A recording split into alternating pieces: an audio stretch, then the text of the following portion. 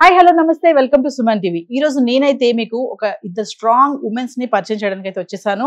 మరి ప్రతి సక్సెస్ వెనకాల కూడా ఒక స్ట్రగుల్ అనేది ఖచ్చితంగా ఉంటుంది. స్ట్రగుల్ లేనిదే ఎవ్వరు కూడా సక్సెస్ అవ్వరు. మరి ఇక్కడ నేను చెప్పాను కదా స్ట్రాంగ్ ఉమెన్స్ అని. వాళ్ళ ఫ్యామిలీ బ్యాక్గ్రౌండ్ ఏంటి, ఎలాంటి పరిస్థితిలో ఉన్నారు వాళ్ళు, అంటే వాళ్ళు ఏజ్ చూస్తే కూడా చిన్న వాళ్ళే, అంటే 24-25 ఏజ్ లో ఉన్న వాళ్ళే వాళ్ళు, అమ్మాయిలు అందులో కూడా ఎస్పెషల్లీ. మరి ఎలా సస్టైన్ అయ్యారు వాళ్ళ మమ్మీ డాడీ కూడా. మరి పేరెంట్స్ అంటే ఒక కీ రోల్ ప్లే చేస్తుంది ఫ్యామిలీలో. పిల్లల విషయంలో పేరెంట్స్ అనేవాళ్ళు ప్రతి విషయంలో కూడా వాళ్ళు ముందుండి నడిపిస్తారు కదా. ఇక్కడ మాత్రం కొంచెం రివర్సే ఉంది. పేరెంట్స్ ఇద్దరు కూడా వాళ్ళ దగ్గర లేరు, జైల్లో ఉన్నారు. మరి ప్రత్యూష ప్రనూష మరి వాళ్ళ లైఫ్ సస్టైన్ ఎలా అయ్యారు, ఆ స్ట్రగుల్ ఏంటి, ఇవన్నీ తెలుసుకోవాలని ఉంది కదా. మరి అందుకోసమే వాళ్ళిద్దరు మనతో పాటు స్టూడియోలో ఉన్నారు. వాళ్ళతో మాట్లాడదాము. ఆ ఎమోషన్ ఏంటి, వాళ్ళు ఎలా వచ్చారు, ఎన్ని దాటుకుంటూ కూడా ఎన్ని బాధలు ఇంకా ఎమోషన్ అన్ని కూడా వాళ్ళ మాటల్లోనే తెలుసుకుందాం. సో ప్రనూష ప్రత్యూష చాలా విషయాలు షేర్ చేసుకున్నారు, ఎమోషనల్ అయ్యారు కొన్ని విషయాల్లో పేరెంట్స్. అయితే మరి ఎలా అందులో నుంచి మీరు ఎలా సస్టైన్ అయ్యారు? ఇప్పుడు ఆడపిల్లలు అంటే ఇంట్లో పేరెంట్స్ ఉన్నా కూడా సెక్యూరిటీ లేదు ఈ సొసైటీలో. చూస్తున్నాం కదా, పక్కనే బ్రదర్ ఉన్నా కూడా నడిచి వెళ్తుంటే బ్రదర్తో వెళ్తుంటే కూడా కామెంట్ చేసేటటువంటి రోజులు ఇవి. అలాంటిది ఆడపిల్లలు మీరు ఇద్దరు ఇంట్లో ఎలా సస్టైన్ చేస్తున్నారు, ఎలా ఉండగలుగుతున్నారు, మీరు ఫేస్ చేసినటువంటి ప్రాబ్లమ్స్ అంటే చాలా ఫేస్ చేస్తున్నామండి. ఆబ్వియస్లీ ఉంటుంది. మీరు అన్నట్లు బయట వెళ్తుంటే అంటుంటారు, మనం పట్టించుకోవద్దు. మనం ఏంటో మనకు తెలిసినప్పుడు పక్కన వాళ్ళ గురించి అస్సలు ఆలోచించకూడదు. మా ఎండ్ ఆఫ్ ద డే మన ఎయిమ్ ఏంటి, మన గోల్ ఏంటి, ఇది మాత్రమే మైండ్ లో పెట్టుకొని మనము మన పని మనం చేసుకుంటే వెళ్ళిపోవాలి. పక్కన వాళ్ళు ఏమనుకుంటారు అంటే మనం ఈ లైఫ్ లో ఈ సొసైటీలో అసలు బతకలేము. అలా కుదరదు కదా. చాలా మంది అంటారు కదా, మనం ఒక సొసైటీలో బతుకుతున్నాం అంటే ఖచ్చితంగా సొసైటీకి లోబడి ఉండాలి. నలుగురు ఉంటే మంచిగా నలుగురు ఉండాలి మనకంటూ అంటారు. కానీ ఇప్పుడు ప్రాబ్లమ్స్ వస్తే ఏ నలుగురు రారు కదా మనకి. వాళ్ళన్న మాటలన్నీ పట్టించుకోవద్దు. అలా అంటే ఇప్పుడు ప్రత్యూష వాళ్ళ హస్బెండ్ వదిలేసి వచ్చింది అంటున్నారు, కానీ అది వదిలేసి రావడానికి కారణం వాళ్ళే. వాళ్ళు ఫోన్ చేసి మా ఇద్దరికి క్లాషెస్ అయ్యేలా చేశారు. ఇవన్నీ వాళ్ళకి ఎవరికి తెలీదు. ఎండ్ ఆఫ్ ద డే వాళ్ళకి కావాల్సిన స్టేట్మెంట్లు మాత్రమే వాళ్ళు రాసుకుంటారు. మీ ఫ్యామిలీ మెంబర్స్ కూడా ఎవరు నీ యొక్క ఫ్యామిలీ కోసం వెళ్ళాలి, హస్బెండ్ తో మాట్లాడి అత్తమ్మతో మాట్లాడాలని కూడా ఎప్పుడు అనుకోలేదా? మా పిన్ని వెళ్ళమని చెప్తున్నారు, పిన్ని ఒక్కరే మాట్లాడతారు, వెళ్ళమని చెప్తున్నారు. నాకేంటంటే వెళ్ళాలని లేదు. ఎందుకంటే అన్ని మాటలు నేను విన్నాను కదా. రోజు ఏడ్చేదని, రోజు గొడవ అయ్యేది. అర్థమవుతుంది తనకు కూడా మేబీ ప్రెషర్ ఫీల్ అవుతున్నారు. అట్ ద సేమ్ టైం తన ప్రెషర్ ని నా మీద వెంట్ అవుట్ చేస్తే మరి నేను ఎక్కడ చూపించాలి, నాకేముంటుంది? యాక్చువల్గా ఈ టైంలో పేరెంట్స్ దగ్గర ఉండాలి, పేరెంట్స్ చూసుకోవాలి. నువ్వు అట్లా అమ్మా, నువ్వు ఇట్లా అమ్మా, తమ్ముడికి చెప్పాలి, మీరంతా బయటికి వెళ్ళడాలి, సంథింగ్ ఉంటుంది ఒక ఫ్యామిలీ అంటే హ్యాపీనెస్. బట్ అవన్నీ మీరు చూడలేదు, కొంచెం కోల్పోయారు కదా అవన్నీ కూడా. ఒక 6 months మేము బయటికి వెళ్ళి, బయటికి in the sense apart from office and ఇది. అంతకు ముందు చాలా బాగుండేది లైఫ్, చాలా బాగుండే లైఫ్. అంటే బర్త్డేస్ కి అక్కడ బయటికి వెళ్ళే వాళ్ళము, వీకెండ్స్ లో ఎక్కడన్నా ట్రిప్స్ ప్లాన్ చేసే వాళ్ళము. చాలా మంచిగా ఉండే, చాలా హ్యాపీగా ఉండేది. ఇప్పుడు అదంతా మిస్ అవుతున్నాము. అంటే ఒక చిన్న మిస్టేక్, అంటే షేరింగ్ చేసుకోవడం పోకపోవడం వల్ల ఫ్యామిలీ మొత్తం కొలాప్స్ అయిపోయింది అంటే ఏం చెప్తారు మీరు? చాలా డిస్టర్బ్ అయిపోయింది. ఎందుకంటే ఇప్పుడు నేనున్న సిచ్యుయేషన్ కి, అంటే నేను సాఫ్ట్వేర్ ఎంప్లాయీని, నాకు శాలరీ కూడా బాగానే వస్తుంది, కానీ వేర్ ఇస్ మై శాలరీ అంటే మొత్తం పేరెంట్స్ కి పోతుంది. వాళ్ళు చేసిన మిస్టేక్ కి, వాళ్ళు చెప్పిన అబద్ధానికి. 4.8 crores అంటే చాలా హ్యూజ్ అమౌంట్ కదా అది. ఎట్లా మరి దాన్ని ఎలా చేసి మీరు మమ్మీ డాడీని బయటకు తీసుకొస్తారు? అదైతే మాకు క్వశ్చన్ మార్కే. బికాస్ అంత హ్యూజ్ అమౌంట్ మేము ఎర్న్ చేయలేము ఇంత దాంట్లో. బట్ ఏదో ఒక ట్రై చేస్తున్నాము. అంటే అంత కాకపోయినా 10% ఎంతైనా 10% ఇచ్చినా మేము అది సక్సెస్ అయినట్టే కదా. మేము అంటే మమ్మీ డాడీ ఫోన్ చేస్తున్నారని చెప్పారు కదా, ఏమంటారు? కాల్ చేసి ఏం మాట్లాడుతున్నారు మీతోటి? ఒక్కసారి నేనైతే మమ్మీతో మాట్లాడింది ఒకటేసారి. ఇన్ 5.5 months లో ఒక్కసారి మాట్లాడాను. ఫోన్ చేసి నేనేం అడగలేదు, ఎలా ఉన్నాను మమ్మీ, ఎలా ఉన్నావు నాన్న అంటే.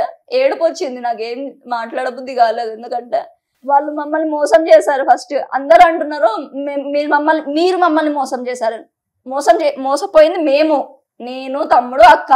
నేనైతే అన్ని రకాలుగా నేను మనీ పెట్టాను, లైఫ్ పోయింది. అట్ ద సేమ్ టైం అందరి దగ్గర నుంచి మాటలు పడుతున్నాను. ఎట్లా మాట్లాడుతున్నారు అంటే పెద్దమ్మాయి దగ్గర అంతా ఆస్తులు పెట్టెళ్ళారు వాళ్ళు అని.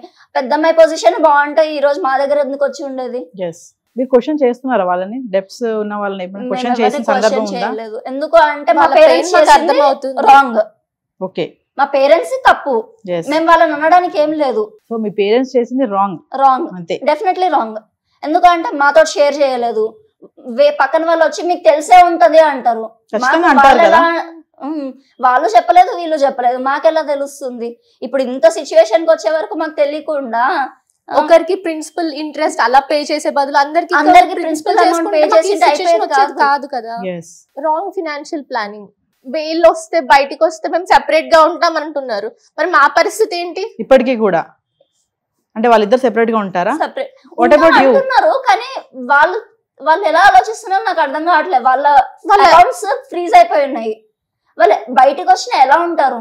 మా దగ్గరే ఉండాలి, మేము ఆన్ చేసిందే ఉండాలి మాతోటే.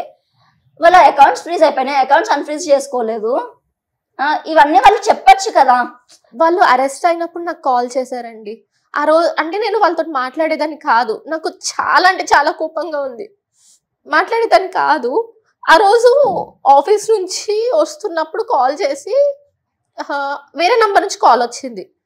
మమ్మీ టాబ్లెట్స్ ఏంటి అని అడిగారు. ఐ డోంట్ నో ఎందుకు అడుగుతున్నారు, తెలీదు, నాకు గుర్తులేదు అని చెప్పి పెట్టేశాను. ఈ నంబర్ ఎవరిది, ఎందుకు ఈ నంబర్ నుంచి కాల్ చేస్తున్నా నేను అడగలేకపోయా. ఆ టైంలో ఏం అర్థం కాలేదు. వాళ్ళు ఎక్కడ మాట్లాడలేదు. వాళ్ళు ఇప్పుడు వచ్చినా కూడా మేము వాళ్ళతో నార్మల్ గా ఉండలేము. Until unless everything settles down, normal అయ్యి మేము ఇంటికి వచ్చిన తర్వాత మా పిన్ని కాల్ చేసి చెప్పింది, ఇలా వాళ్ళు అరెస్ట్ అయ్యారంట, ఇవాళ హియరింగ్ ఉందంట, వెళ్తే అరెస్ట్ అయ్యారంట అని. నీకెవరు చెప్పారు అంటే ఇట్లా ఎవరో క్రెడిటర్ కాల్ చేసి చెప్పారంట. అదేంటి నాకు అర్థం కాలేదు. వెంటనే మళ్ళీ నాకు ఇంతకు ముందు వచ్చిన నంబర్ కి కాల్ బ్యాక్ చేశాను. ఎవరండి, ఎక్కడి నుంచి చేస్తున్నారంటే ఇట్లా CCS నుంచి చేస్తున్నాము అన్నారు. ఎక్కడున్నారు వాళ్ళు అంటే వాళ్ళు మా దగ్గరే ఉన్నారు, నేను ఇవాళ లీవ్ లో ఉన్నానని చెప్పాను. నెక్స్ట్ డే మాకేం అర్థం కాలేదు.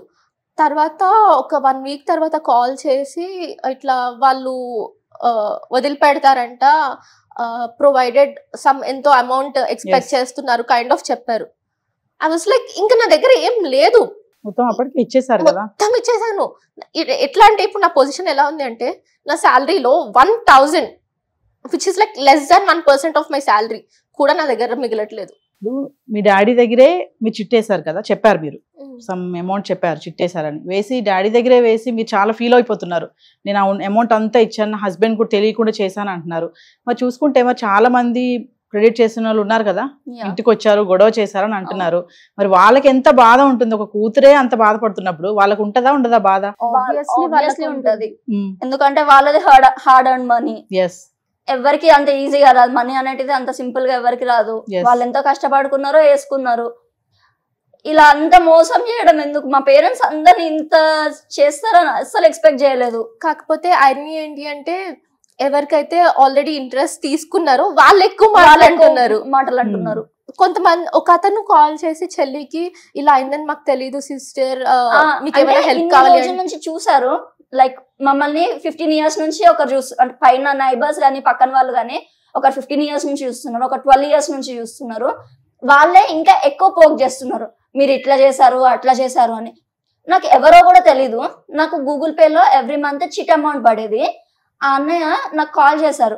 కాల్ చేసి నేను మీ బ్రదర్ లాగా అనుకోండి, నాకు ఇంత అయిందని తెలీదు మీకు, మీరే ఇంత సఫర్ అవుతున్నారు, నాది కూడా అమౌంట్ ఉంది ఇంత, కానీ నేను మీకు ఏం చెప్పాలను, మీరే ఇంత ఈ సిచ్యువేషన్ లో ఉన్నారు అంటే నాకు ఎంత మంచిగా అనిపించింది అంటే, నాకు ఎవరో కూడా తెలియదు. వాళ్ళు నా నెంబర్ తీసుకొని ఫస్ట్ కొంతమంది కొంచెం మంచిగా ఫస్ట్ లో వాళ్ళు కూడా మీ పేరెంట్స్ ఎక్కడ ఉన్నారు చెప్పండి, మీ అరెస్ట్ అవుతారు అది ఇదని మాట్లాడారు.